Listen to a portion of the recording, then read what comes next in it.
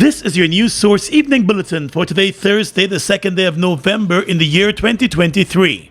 I'm Gordon Mosley reporting, and here's what we're tracking tonight.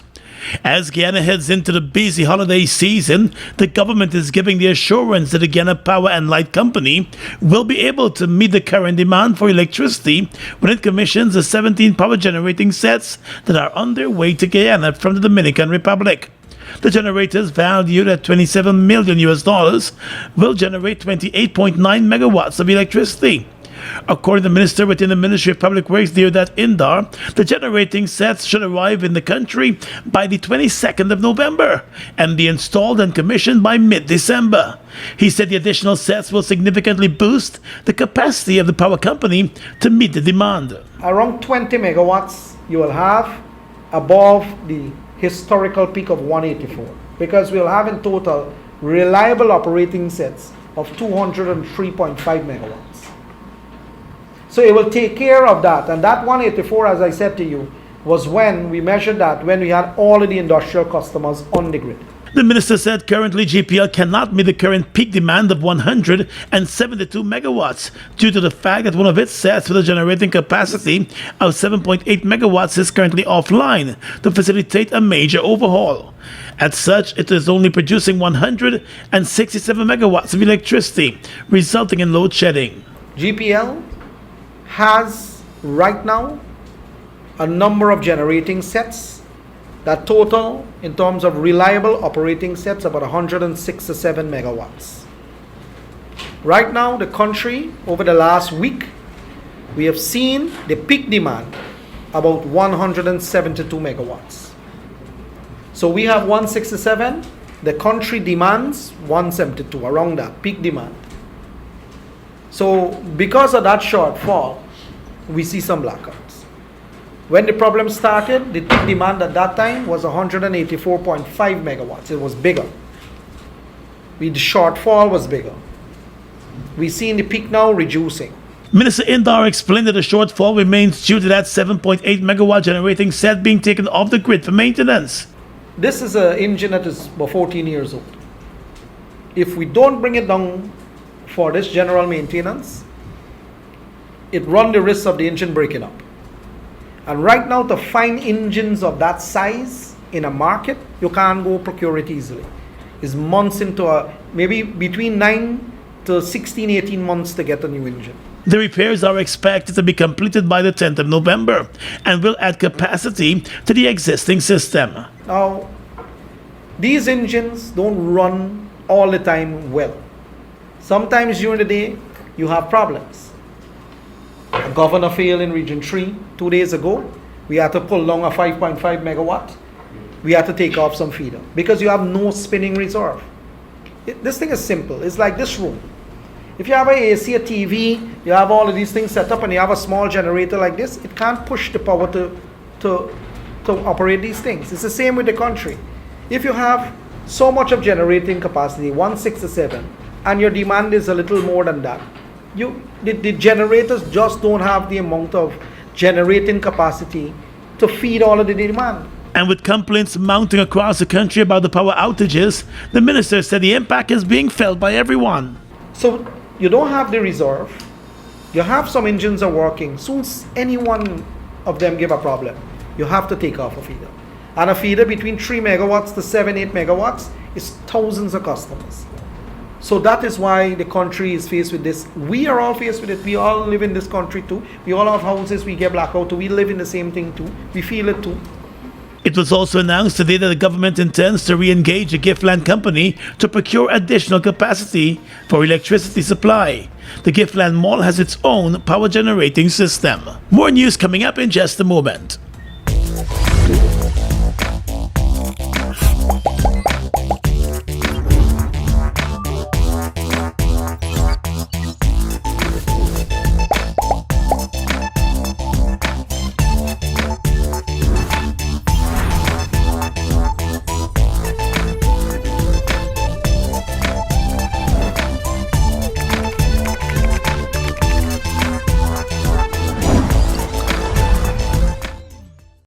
My lord, I just love to shop in this store. My customers, them gonna love all these things. So many different things in one place. Household items, electronics, toys, stationery, confectionery, exercise equipment, shoes and clothes for men, women, and children, school things, costume, jewelry, perfume, makeup. Oh, look, the makeup! Giftland Office Max, Guyana's favorite department store. It's one of your biggest goals, getting your own home, where memories are made, where happiness lives. You may feel that home ownership or renovation is beyond your reach, but we at Republic want you to know that there's always a way. Ask us about our suite of mortgages. Let's help make your housing wishes come true, or advise on how the equity in your existing home can finance other dreams and goals. Call or go online to learn more. Bust the flavors. We're full of flavors. Bust the flavors that me crave for. We're full of flavors. Tell your neighbors about the bust the flavors. Grab a bust the flavors. Yeah, thirst buster. Grab a buster. Bust the flavor, taste the savor. Bust the flavors. Bust the flavors. I am Avinash Narayan. First met Avinash through one of my friends, and it was an instant meeting between two souls. Crystal is a genuine person. She loves fashion. He's one of those souls that once you meet him, it's hard not to love him. My grandmother, my mother, and her eldest sister, they were seamstresses. And I guess that's where my inspiration came from. It was very hard for me coming out to my family. Back then, being gay wasn't accepted. There is still a lot of stigma and discrimination attached to us. But at the end of the day, I'm human just like you are. It's important for me to be an ally on such an important topic because he's my friend. He's also a human being and everybody needs support. While contending that the country is now facing an electricity crisis, the APNU-AFC opposition today said the country may be losing as much as $150 million every hour, every time that there is a power outage. At a press conference today, economic advisor to the leader of the opposition, Elson Lowe, said the economic impact is being felt across sectors. A lot of businesses, especially small businesses, are unable to function without electricity. The second cost is that there is a spoilage of goods that require refrigeration. We've seen a lot of small businesses complaining about that lately.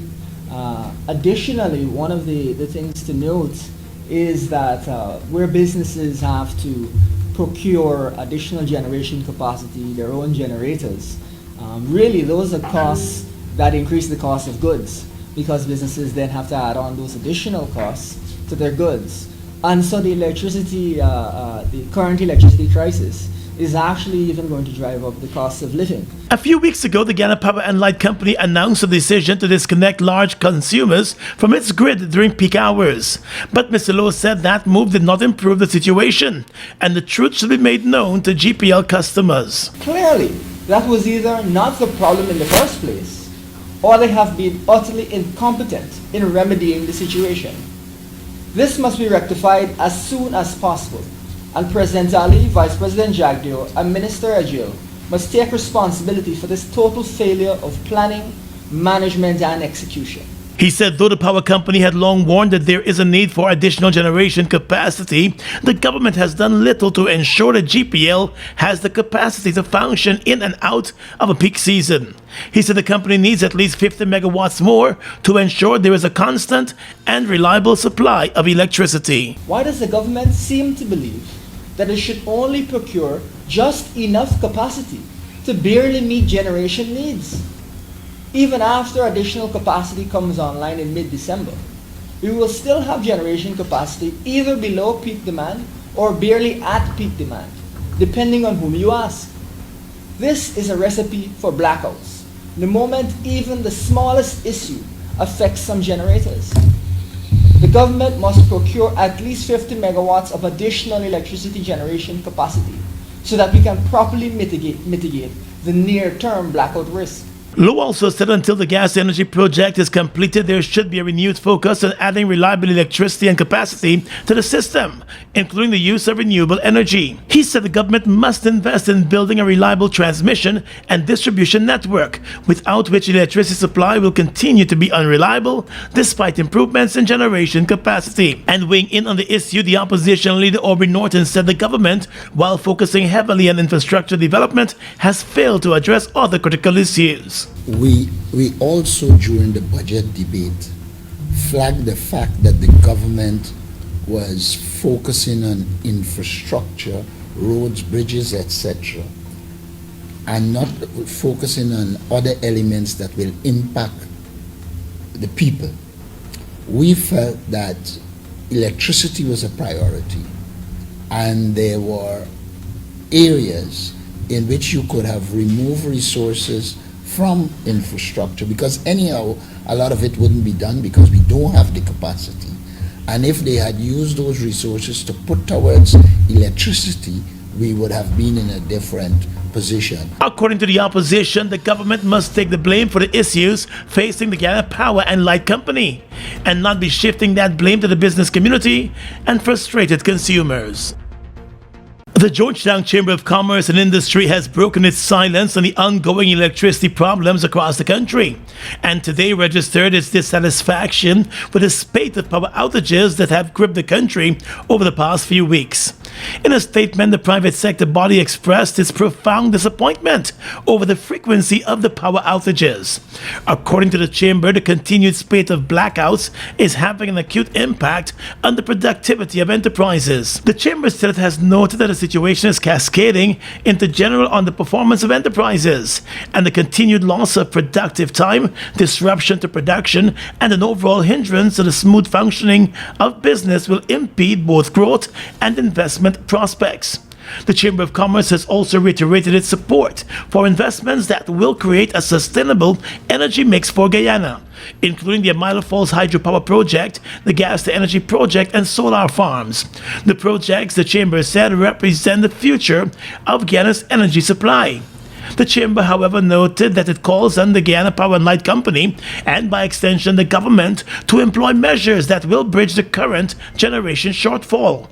The Chamber is also of the view that better forecasting, planning, and investments into the energy sector will profoundly mitigate the bugbear on the life of the Guyanese people. Over the last few weeks, GPL said it has been experiencing a power generation shortfall as demand continues to rise. The power company has complained that electricity demand has outstripped its ability to supply. The company has also moved to remove large businesses from its grid during peak hours, but that situation has not improved. In a statement yesterday, GPL also said it has procured a supplementary generation system, which is expected to come on stream in mid-December. The government is in talks with 3 companies that have submitted bids to market Guyana's crude oil from the Liza Destiny and Liza Unity floating production, storage, and offloading vessels, as well as the Prosperity FPSO, which will come on stream later this year. At the Freedom House press conference today, Second Vice President Bharat Jagdeo said contracts will be awarded soon. We received 25 bidders. We had 25 bids, basically. And now they're having discussion with the top 3 bidders. According to Mr. Jagdeo, in the new arrangement, Guyana will no longer be required to pay a market commission, but will receive a premium for its oil sales. The key variable here is credibility and price. So price now is an important factor. So let me just say that we're very pleased now with this bid, because we have moved from the early period under APNU where we were paying a marketing commission to 0 marketing commission, and now we're going to get a premium in these bids. They will pay us a premium above the daily Brent average. Jagdeo said more details on the arrangement for the market and sale of the country's crude will be made available soon. So ngayon champ, I passed here last week and this shop lock up tight. Why? We come down with the flow. So we had to take a couple of days. I can't deal with them kind of setbacks, Bano. I just get a headache when you see I can't make me little bread. I know them ways, champ. But thank God for NIS. NIS? What you got to do now with NIS? I mean, what I got to do with NIS? I register as self-employed and I make monthly contributions to NIS. So you see, for them days I lose, NIS pay me back for most of them days. What? That's good.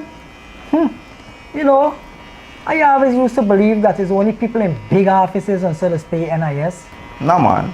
NIS for any working person between the ages of 16 to 60. And as self-employed, you get all the benefit as an employee except for industrial benefits. So what I gotta do for set up this thing? All I gotta do is visit NIS on breakdown, or if you're living out of town, you visit any NIS closest to your location. And once you register and your registration complete, you can start making NIS contributions. Alright, so what I gotta work with and like how much money I gotta pay a month? Man, I ain't gotta work with no big money. All I gotta work with is your birth certificate and any farm ID. And when you reach down there, ask for the compliance department. Good. Thanks for the information, bro. As soon as I left here, I went straight to the NIS office. For further information, please visit the website at www.nis.org.gy, the National Insurance Scheme Facebook page, or your nearest NIS office.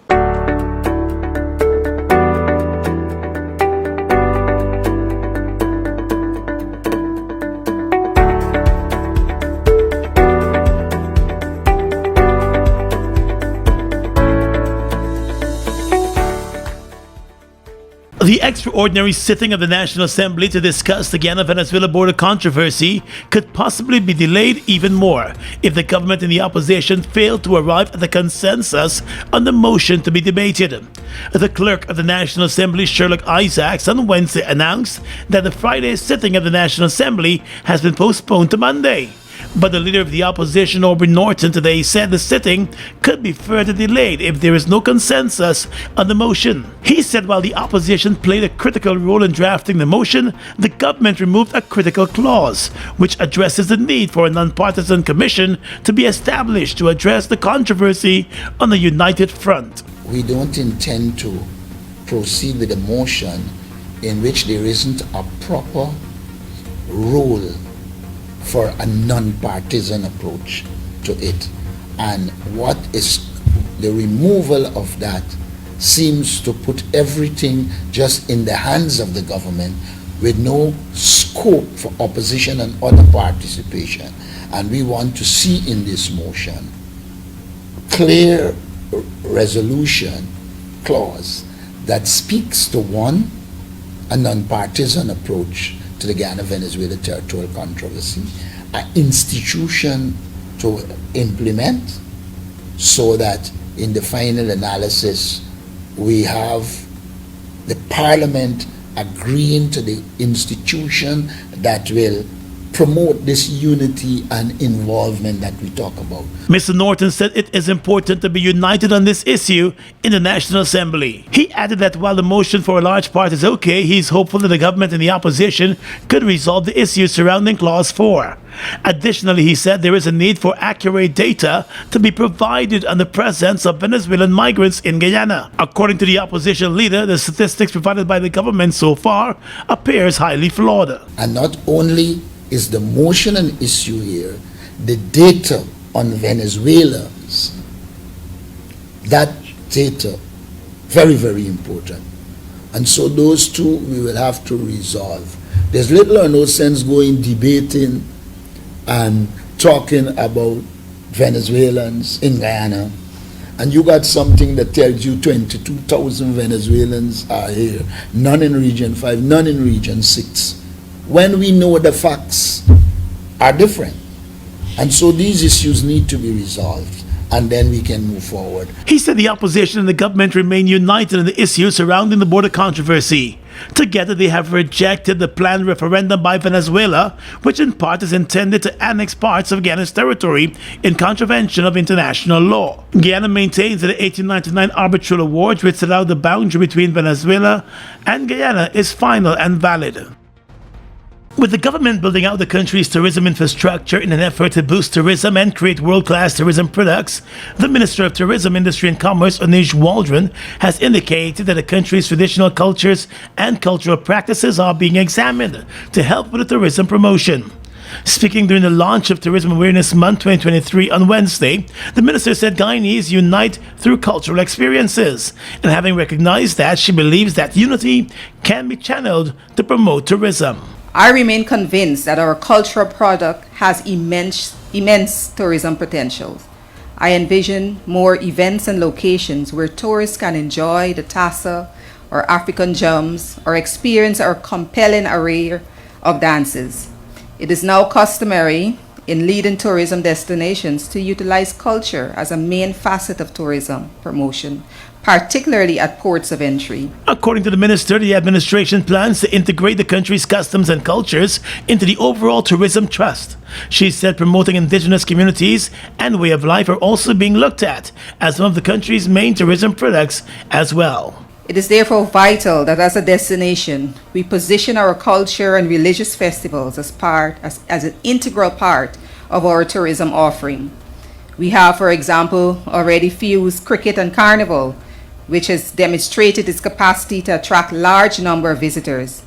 We have introduced several experiential tours where our unique cuisine is in the core focus. And with the country's tourism push, the tourism minister said visitor arrivals continue to be on the upward trajectory and is surpassing pre-pandemic levels. She said in August this year, the country recorded the highest number of arrivals for that month since 1996 and expects that the numbers will continue to climb by the end of the year. Guyana will also be submitting a list of heritage sites to UNESCO for recognition as part of World Heritage Sites. To further boost the country's tourism and hospitality sector, the Minister of Tourism said the government is constructing a hospitality institute at Port Morant in Berbice, which will provide high-level tourism and hospitality training to the nation. Two men who were arrested over the weekend after allegedly making attempts to withdraw money from an automated teller machine at two locations have been charged and remanded to jail for attempted ATM fraud. 26-year-old Tulsi Ramprashal and 37-year-old Prochnarayan Gopal appeared before Acting Chief Magistrate Shuttle Isaacs Marcus at the Georgetown Magistrates Court on Wednesday. The court was told that the pair, along with a woman, were followed by police investigators to two locations for Citizens Bank ATMs and were spotted attempting to get money out of the ATM using blank ATM cards and the US debit card. They were arrested and questioned by investigating ranks, and the decision was made to charge the two men. The court was also told that one of the accused is currently before the court on a similar charge in relation to another incident. The prosecutor also informed the court that the investigation remains active, as another suspect who is believed to be the mastermind of the operation remains at large. The incident has forced Citizens Bank to upgrade all of its ATMs and encourage its customers to get their Citizens Bank ATM cards changed. The bank has offered no statement on the incident.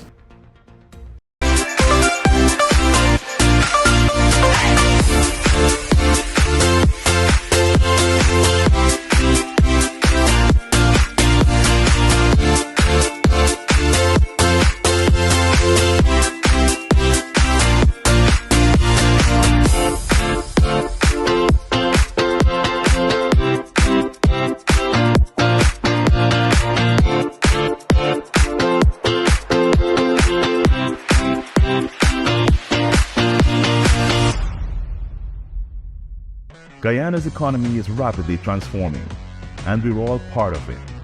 Guyoil is at the forefront of this development by providing reliable and efficient energy and supporting community development from the very core. 100% of Guyoil's profit goes back to building schools, roads, and other important infrastructure that connects our cities and towns, providing fuel to domestic, marine, industrial, and aerial transportation. Guyoil has now repositioned itself as a market leader in the petroleum industry, building a better future for all of us. Sorry. Jack? Hey. Boys, where you going with all that speed? Yo, today's the 15th. My NIS contributions are due, and I ain't even get the forms as yet. Hold on. You mean to tell me that you're not aware that all self-employed persons can now make their NIS contributions using the MMG app from the comforts of their homes and offices? Really? I just pay my bills using MMG, Yes, Jack, and the thing's simple. All you have to do is open the app, select Pay Bills, Government Services, NIS, and Pay. They will prompt you to enter your NIS number, the month you're paying for, and the amount. So I don't need to submit any form? No, the only time you submit in a form is when you're making a claim. Wait, I could make a claim too? Oh, no, man, Jack, you didn't know that? Yes, all self-employed persons are entitled to all benefits from NIS. Well, except for the industrial benefits. And here's the good part. All of their forms, you can download them from the NIS website. Girl, I'm really glad I bumped into you. Anyhow, make sure you pay your bills later. Later? I gotta sit down right here and pay my contributions first. Take care. For further information, please visit the website at www.nis.org.gy, the National Insurance Scheme Facebook page, or your nearest NIS office. Food Max Supermarket, located on the ground floor at the Giftland Mall, is your one-stop shop for all your grocery needs. We stock a variety of imported frozen meat and food products, fresh produce, and pet supplies, freshly made bread. Rotisserie chicken and patties are also available daily. Shop in comfort today at Food Max and let our courteous staff assist you in satisfying your shopping needs. Food Max, the fresh food specialist. It's one of your biggest goals, getting your own home, where memories are made, where happiness lives. You may feel that home ownership or renovation is beyond your reach, but we at Republic want you to know that there's always a way. Ask us about our suite of mortgages. Let's help make your housing wishes come true. Or advise on how the equity in your existing home can finance other dreams and goals. Call or go online to learn more. Look who's in the mix now. The new Buster Soda Water. 0 calories, 0 sugar, 0 artificial flavors. 100% refreshing. Taste Buster Soda Water today. Buster Soda Water, now available for only $120. Across the region tonight in Brazil, the Brazilian President Lula da Silva has temporarily militarized security at some of the country's most important ports and airports as he seeks to tame rising crime after several deadly incidents in Rio de Janeiro state. The president said soldiers will work along with federal police officers to manage security operations at Latin America's largest port and airport, the Port of Santos in Sao Paulo, and its main airport. Soldiers will also be deployed to the port in Rio de Janeiro state, and those ports and airports are key logistical hubs for booming cocaine exports to Europe, while also receiving contraband like high-caliber weapons that contribute to street violence, the president said. He added that the Army and Air Force will strengthen the border with neighboring nations from where cocaine and weapons flow into Brazil. The temporary measure will come to an end in May of next year. The U.S. government has sought to pressure Guatemalan officials, especially the country's Attorney General, to stop what it and other countries have claimed is a coordinated effort to undermine President-elect Bernardo Arevalo, who won a landslide victory in August. Arevalo's win was formally certified later on Tuesday by Guatemala's electoral court. The Attorney General herself, accused of corruption by the U.S. government, has alleged that the president's Monument Party faked signatures in its registration process 6 years ago, and her office is also aggressively investigating alleged irregularities in the election. The party has denied the accusations and has accused the Attorney General of orchestrating a slow-motion coup, which street protesters have echoed in nationwide marches. Published by the U.S. State Department, the visa restrictions list includes both former and current officials, including an ex-interior minister. The U.S. said it unequivocally stands with those fighting for democracy in Guatemala. And finally tonight, international news. U.S. President Joe Biden has called for a pause in the Israel-Hamas conflict. The president was making a campaign speech in Minneapolis when a heckler urged him to call for a ceasefire, and he said he believes there is need for a pause. An unconfirmed number of American citizens left Gaza on Wednesday as part of the first group to depart since war broke out. Another 400 are on a list to leave on Thursday. Another 400 are on a list to leave later today. There were no Canadians on the list, and the Canadian Foreign Minister Melanie Joly said there were 400 Canadian citizens, mostly dual nationals, who were trapped in Gaza. Israel has been bombing Gaza since the 7th of October following Hamas attacks, which killed 1,400 people and saw 239 persons being taken hostage. And that's your News Source Evening Bulletin for tonight. I'm Gordon Mosley reporting and encouraging you to have a safe and enjoyable night.